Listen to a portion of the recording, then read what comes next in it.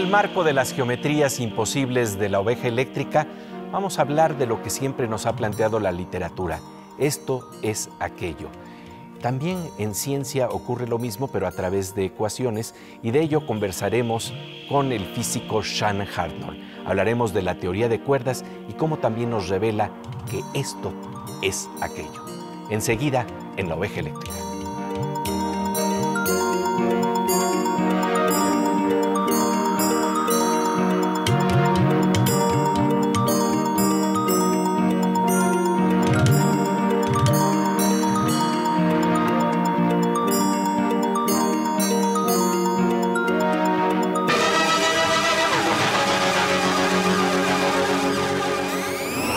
Bienvenidos a las geometrías imposibles de la oveja eléctrica, el programa de ciencia y pensamiento de Canal 22.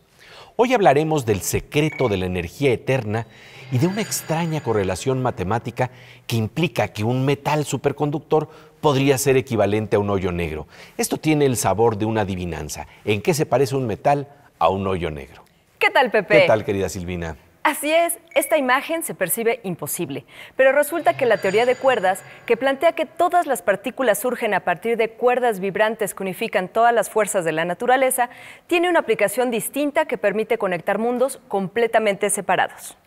Esto empieza a plantear las primeras evidencias experimentales de la abstracta teoría de cuerdas, pero de una manera que no era la esperada. Para entender qué es lo que sucede, primeramente vamos a ver qué es un metal superconductor, algo ya de por sí fascinante. Pepe Gordon conversa en la Universidad de Stanford con el físico Sean Hartnoll, ganador del premio Nuevos Horizontes en Física 2015.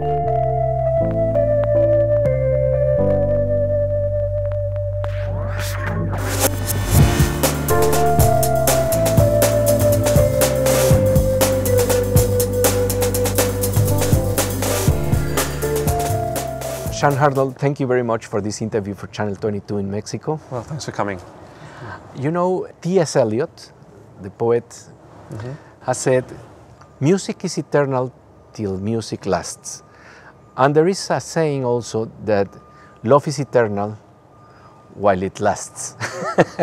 Right. So, if we take these two superconductors' loves, what are we talking about? It could last forever, the energy of superconductors? I mean, I guess the meaning of these quotes is more that probably that the present is eternal, no, in some way when it's very intense, and certainly in science there's also this intensity of thought, right? That the present can seem like it subsumes everything. But that's true. That literally, if I have a superconductor and I set up a current, it'll just go forever, right? And in that sense, a current in a superconductor, in principle, is eternal because it doesn't generate any entropy, in fact. So a normal current going through a wire heats up the wire, that's the entropy, and that it loses energy in the heat, and it slows down and it stops. A superconductor generates no entropy, the current goes perfectly, and so it'll carry on forever. So, yeah. Yes, what could be the things that you could envision with this kind of tools? Like superconductive. Right, well, this clearly if we had a superconductor at room temperature, which we don't, I mean that would revolutionize the world because we could transport energy from one place to another via an electric current with no loss. So it'd be perfect efficiency. Another thing you could do with superconductors, so that would save a lot of money, very practically. Another thing you can do with superconductors is generate very big magnetic fields. So in fact, superconductors are used still now in hospitals in NMR, in the body scans, because they need them to generate magnetic fields. So if we had room temperature superconductors, we could do things like build trains much more easily on the float on magnetic fields and so on. We could have a whole city being illuminated without losing any other resources with that's right, superconductors. of course, that's right. I mean, you need some resources to make the energy to begin with, and but then the transporting would be in principle eternal. You wouldn't, yes. But the problem is that we just get usually superconductive states while having very low temperatures, and now the thing is how to get it into more high temperatures, how to get superconductivity in high temperatures, and there we go to your research. That's right. So indeed, at the moment, perhaps if we live in the North Pole, we might have a room temperature superconductor, but that's not so useful. But indeed, so superconductivity was discovered about over 100 years ago now. But there you had to cool these materials to almost absolute zero. So only, let's say, a few degrees, 1 or 2 degrees above absolute zero. So that's very impractical. It takes so much energy to cool something down that it is useless.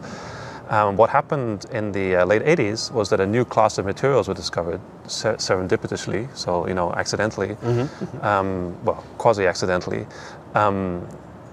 that had a room that were superconducting at about minus 200 degrees centigrade. So that's pretty cold still, but it's 100 degrees above absolute zero. So it was a big improvement. And so this made a lot of people hope that maybe if we kept thinking about the design, we could make superconductors at higher and higher temperature, all the way up to room temperature.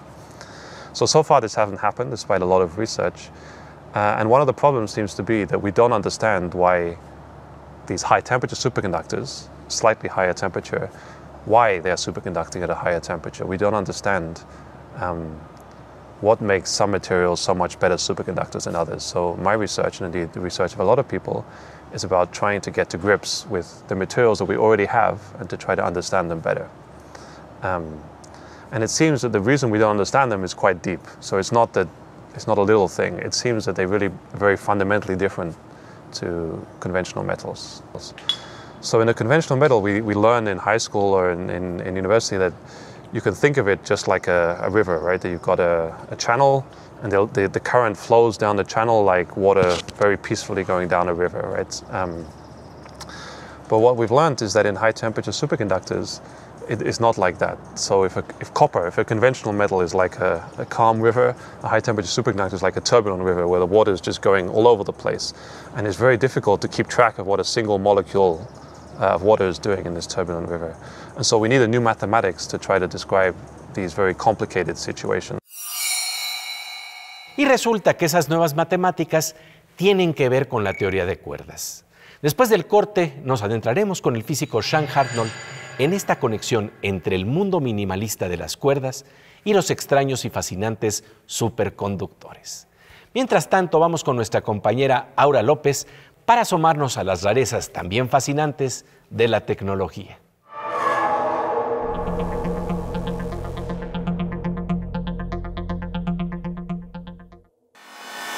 Pues querida Aura, ¿cómo nos vas a dejar con el ojo cuadrado en esta ocasión? En esta ocasión traje una nota bien padre porque es justo un teclado de tela. Un teclado de los que componen canciones y melodías, no el de computadora, que está hecho de tela, y esta tela se le llama tela electrónica. ¿Por qué? Porque puedes agregarle sensores de todo tipo.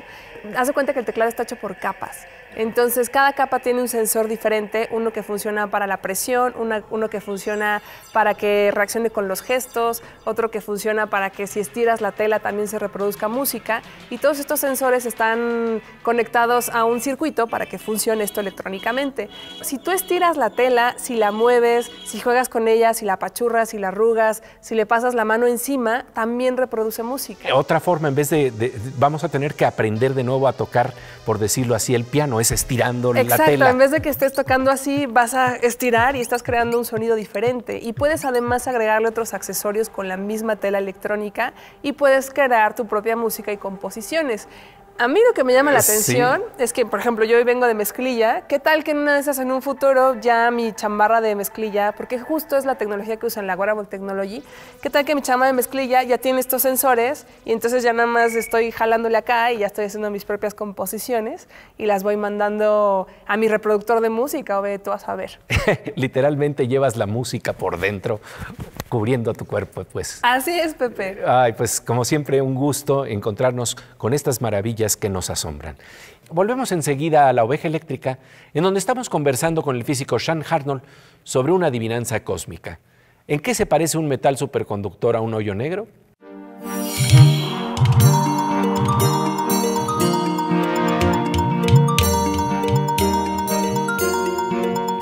Como de rayo, estamos de regreso en La Oveja Eléctrica para hablar de una adivinanza cósmica. ¿En qué se parece un metal superconductor a un hoyo negro? Pepe Gordon conversa con Sean Hartnoll, físico de la Universidad de Stanford, sobre la posibilidad de conectar estos mundos mediante una propuesta matemática de la teoría de cuerdas que lleva el nombre de correspondencia holográfica. Ya veremos qué significa y cómo se vincula con el concepto de entropía o desorden.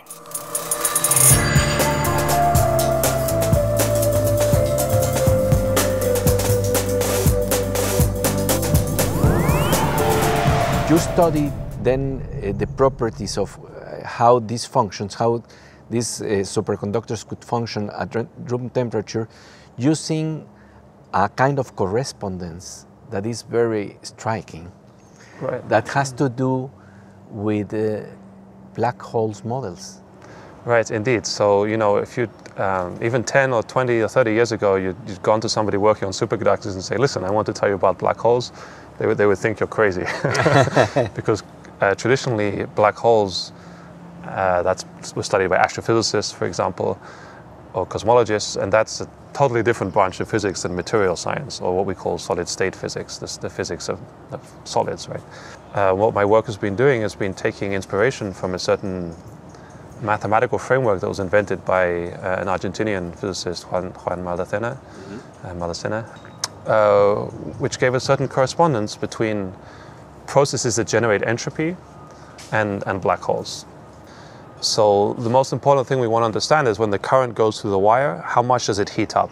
That's the generation of entropy. And so heat and entropy are a measure of, in physics, what we would call an irreversible process, things that you can't change. You know, once you've got the wire, when you lose the energy to heat, you can't get it back again. Another very familiar example is milk and coffee. When you mix the milk into the coffee, you can't unmix it, right? So why are black holes like that? So in black holes, if everybody knows one thing about a black hole is that if you fall in, you're not going to get out. So that we know. And so that's also irreversible, right? That's very strange because most of physics is reversible. If I took some molecules bouncing around in a container and I played you the movie backwards, you wouldn't tell the difference, okay? But if I show you some coffee mixing, you for sure know which way the clock is going. So black holes are like that. They have the clock goes a certain direction. You fall in, but you can't get out. And so what Maldacena's model did is show that this process of falling into a black hole is mathematically equivalent to the generation of entropy in these very complicated materials where all of these, the electrons are moving in a very complicated way. So my work has been trying to use this correspondence to understand the entropy production of unconventional metals. This is called the holographic correspondence. Right, right. Could you tell us what do you mean by holographic correspondence? Right, so the name holography comes in analogy to a hologram, which is a two-dimensional sheet that you look at and it has a three-dimensional image in it. So here it turns out, so again, it's important that these black holes are sort of mathematical black holes. They're not the black holes of astrophysics. They're black holes as a tool. So as a mathematical machinery, these black holes live in a higher dimension than the material. So for example, if we want to imagine a material, the current propagating on a sheet, on a two-dimensional sheet, the black hole would be a three-dimensional black hole. It's in a higher dimension. Yeah, so that's how the mathematics works. And it has to do with superstring theory also. That's right. Se vinculan así, mediante la teoría de cuerdas, los hoyos negros con los metales superconductores. La correspondencia holográfica de Maldacena está creando un diccionario que conecta a las matemáticas de la teoría de cuerdas con otros fenómenos que parecerían imposibles de vincular. Después del corte, el físico Sean Hartnoll nos hablará más de cómo es que funciona esta teoría dentro de este marco. Mientras tanto, vamos a la sección del querido doctor Morsa. Aguas con el hacker, aguas con la morsa.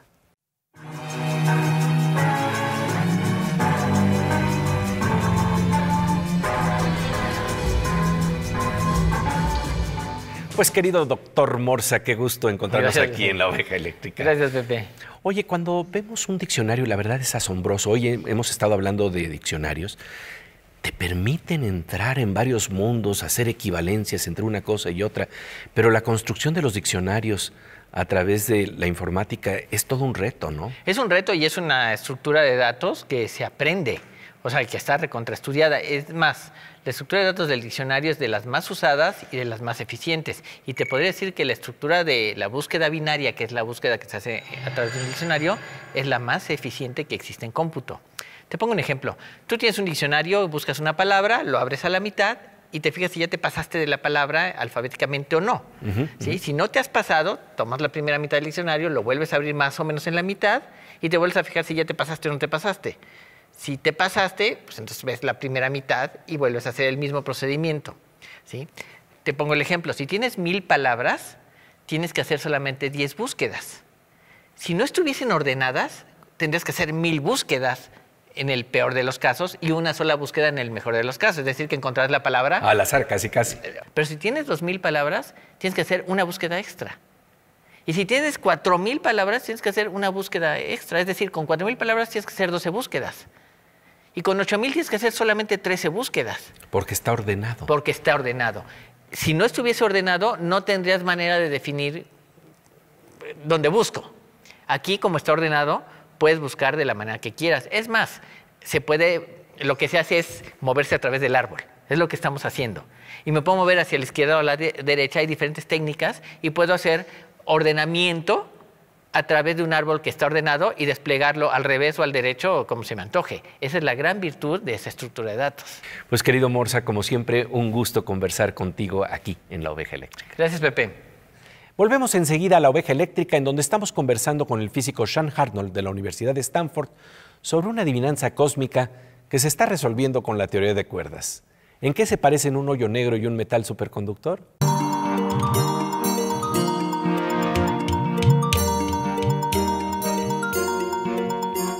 Como de rayo, estamos de regreso en La Oveja Eléctrica, en donde en el marco de geometrías imposibles estamos conversando sobre una conexión inesperada que produce la teoría de cuerdas. Se supone que era para vincular en el fondo a todas las fuerzas de la naturaleza.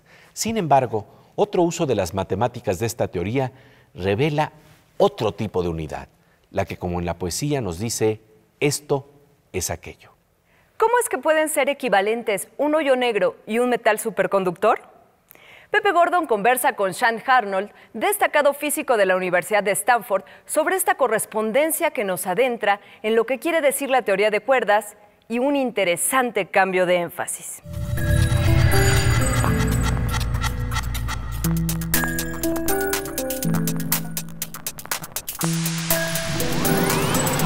So this correspondence was discovered through the study of string theory, which is also a very curious thing. So string theory was believed many people still believe that it's the fundamental theory of physics. It will describe the universe. So string theory was originally, and it still is, a theory, very ambitious theory that's supposed to describe everything at the very, very smallest distances. So we have molecules, and inside molecules there are atoms, and then there's the nucleus of the atom, which is made of neutrons and protons, and there are electrons that go around the nucleus. And string theory is the idea that all these different particles are strings that vibrate in different ways, the same way a guitar string has different harmonics. So one string can make different notes. In string theory, the original idea is that there's a little loop of string, and it vibrates in different ways, and the different harmonics of the string are all the different particles. And so that was originally what string theory is. Now, what happened in the mid-90s, there was a sort of change of emphasis, and string theory became a sort of mathematical apparatus that could connect things that seemed very disconnected.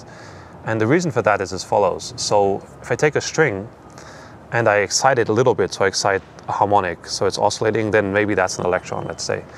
But what I can also do is really excite it a lot. So the string's oscillating very, very wildly. It gets more and more energetic, and eventually an extremely energetic string will look like a black hole. In fact, it gets so energetic that it collapses under its own mass and forms a black hole.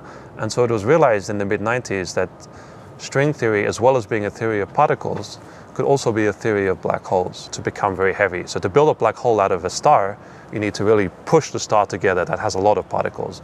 But one string can make a black hole as long as it's excited enough. You can pump energy into the string, it gets heavier and heavier, and eventually forms a black hole. And so string theory led to a new way of thinking about black holes, and that was at the heart of Maldaceno's correspondence. So say I do some process with so there's a map. So Maldacena gave us this Rosetta Stone that connects the holographic correspondence, or ADS-CFT correspondence is a technical term, which if you ask a question on one side, it translates it into a question on the other side. Estas correspondencias son tan asombrosas que el físico mexicano Alberto Guijosa dice que es como si al traducir entre el francés y el ruso descubriéramos que El Principito de Saint-Exupéry y Guerra y Paz de Tolstoy contienen letra por letra exactamente la misma historia. Recuerdo que un amigo físico me preguntaba sorprendido cómo es que Octavio Paz podía establecer una correspondencia que parecía imposible al decir en uno de sus versos que las plumas son piedras. Le respondí diciéndole: ¿cómo es posible que un hoyo negro sea equivalente a un metal? Sonreímos. Ciencia y poesía plantean conexiones que parecen inconcebibles y que, sin embargo, forman parte del misterio de la naturaleza. Pasamos ahora a la sección Veo Veo, en donde nos encontramos con las correspondencias de estos mundos entre ciencia y poesía, con la presencia de nuestra querida compañera Miriam Moscona.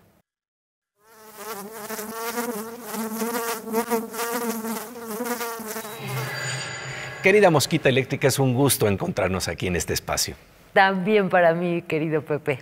Oye, se dice que la vida tiene una respiración, que toda la naturaleza respira. ¿Es esto algo más que una metáfora?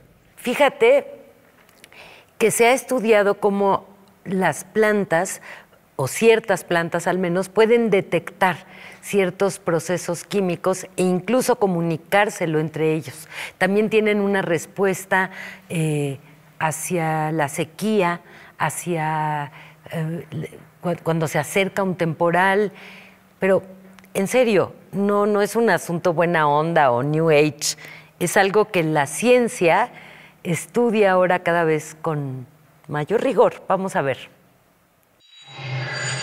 Las plantas se están revelando como organismos más complejos e inteligentes de lo que creíamos. Eso es lo que se deduce de investigaciones más o menos recientes que nos han dicho cosas como que las plantas tienen olfato. Ahora, a todo eso se suma un estudio de investigadores de la Universidad de Birmingham que asegura haber descubierto un grupo de células en semillas de Arabidopsis thaliana que actúan de manera similar a un muy rudimentario cerebro. Su función sería determinar cuándo debe germinar la planta. Dentro de ese conjunto, los investigadores han localizado dos tipos de células que compiten entre sí. Unas promueven la germinación y las otras la inactividad.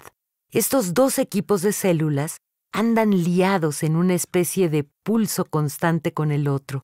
Intercambian hormonas de una manera que recuerda a lo que sucede en las células nerviosas del cerebro humano, mientras decidimos, por ejemplo, si nos movemos, si no nos movemos, si nos levantamos de la cama para ir a la cocina o si mejor seguimos, como ahora, sentados mirando la oveja eléctrica.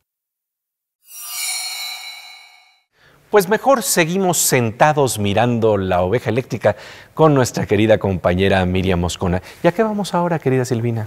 Pues a la sección Cantos Cuánticos con Fernando Rivera Calderón.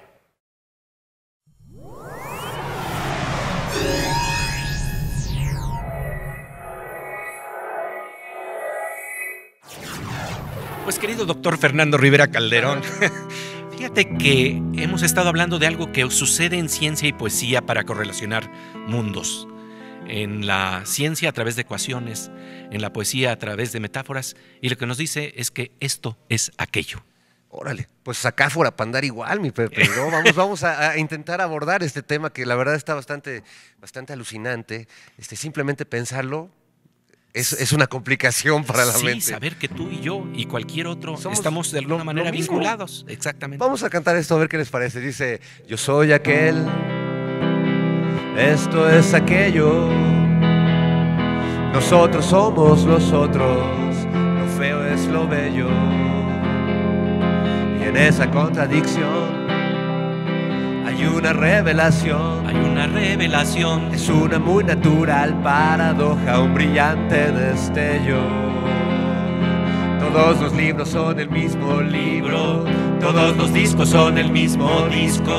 Todas las cosas gritan una cosa, estamos vivos. Y los recuerdos son igual que olvidos, y los modernos eran primitivos. Todas las cosas gritan una cosa, estamos vivos. Estamos vivos. Estamos vivos. Estamos vivos. Estamos vivos. A veces hay que repetirlo para recordarlo, mi querido Hay que Fer. recordar que estamos vivos, que estamos llenos de energía eléctrica, porque nos veremos al estar vivos en la siguiente emisión De la oveja eléctrica.